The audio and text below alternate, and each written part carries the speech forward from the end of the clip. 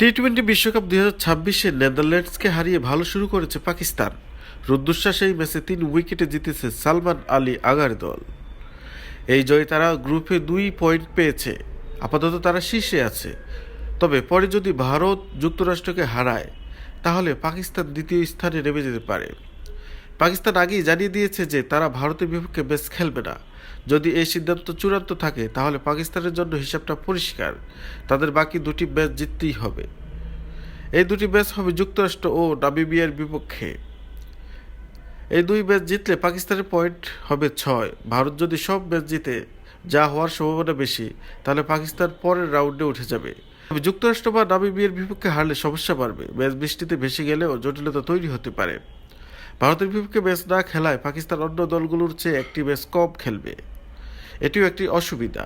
যদি ভারত কোনো অপ্রত্যাশিত হারে বা তাদের কোনো ম্যাচ বৃষ্টিতে পরিত্যক্ত হয় তাহলে পরিস্থিতি বদলে যেতে পারে।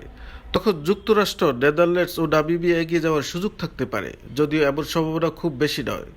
পাকিস্তান তাদের সব ম্যাচ শ্রীলঙ্কায় খেলেছে, সেখানে আবহাওয়া একটি বড় বিষয়। বৃষ্টি হলে হিসাব আরও কঠিন হতে পারে। সবকিছু ঠিকভাবে না হলে পাকিস্তান শেষ পর্যন্ত চাপে পড়তে পারে।